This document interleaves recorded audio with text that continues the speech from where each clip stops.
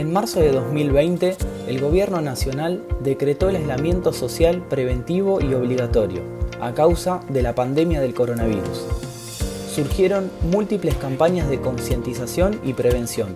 Para la investigación, se analizó el caso de los afiches que emitió la Municipalidad de La Plata.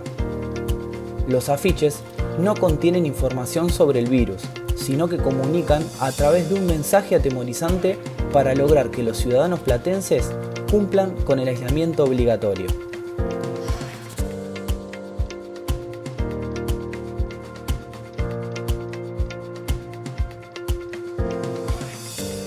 El objetivo general es evidenciar que el temor como recurso de comunicación no logra cambiar las actitudes de la audiencia. ¿Qué es la concientización?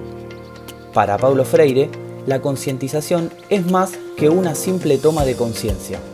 En relación con la comunicación, Acevedo habla de que tiene como fin el despertar la conciencia del público sobre determinadas temáticas, así como iniciativas o acciones puntuales.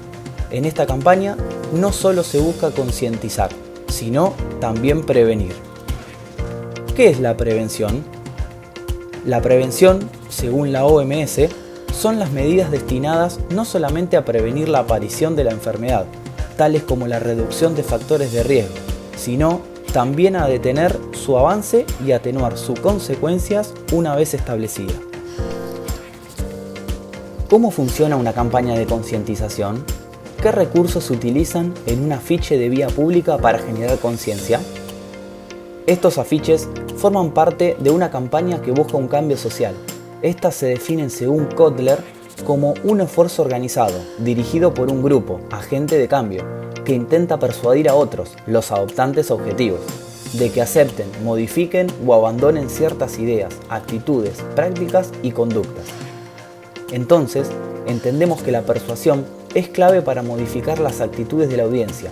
Este cambio debería implicar un movimiento de su actitud que vaya de un valor a otro.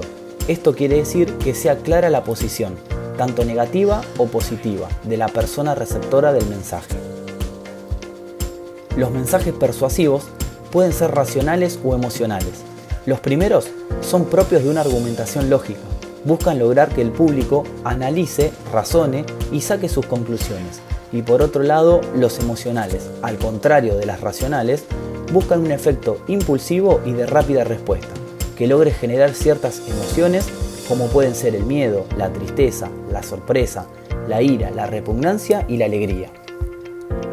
El miedo es un sentimiento que todos los seres vivos sienten, pero además el ser humano, al pertenecer a una sociedad y una cultura que lo va definiendo, desarrolla un miedo particular, que Bauman, citando a Jacques Lagrange, nombra miedo derivativo, en donde el hombre guía su conducta tanto si hay una amenaza como si no, una susceptibilidad al peligro y a la incertidumbre, formadas de amenazas anteriores, que nos lleva a tener una sensación de inseguridad y vulnerabilidad.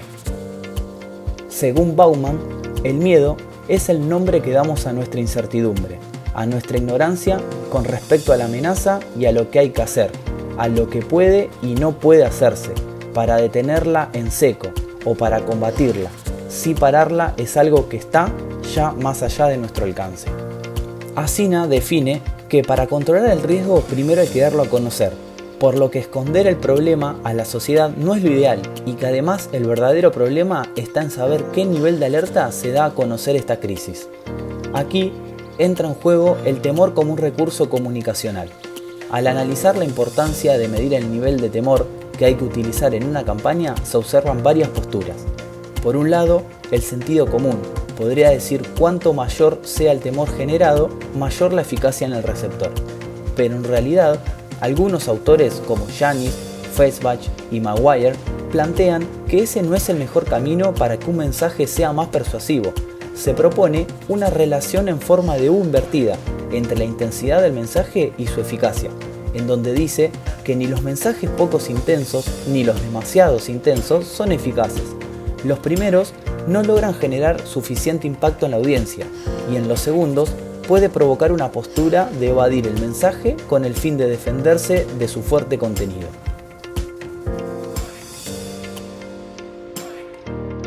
¿Sentiste que el mensaje del afiche estaba dirigido a vos? El 44,8% respondió que no. ¿Abandonaste una salida injustificada cuando lo viste? El 69% respondió que no.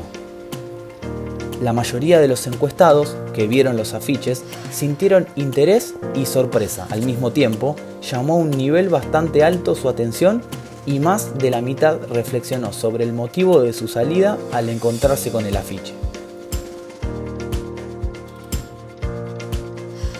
Los afiches no lograron en su mayoría cambiar las actitudes de la audiencia, pero sí generaron un impacto que el segundo afiche propuesto en la encuesta no logró tener. Pasó más desapercibido. Entonces, concluimos que la causa del impacto fue utilizar el temor como recurso de comunicación visual, pero sin ser suficiente para generar un cambio de actitud en la mayoría. De esta forma, llegamos a la conclusión y comprobamos que la hipótesis es verdadera. Estudiantes de la Cátedra Seminario 2, Facultad de Bellas Artes.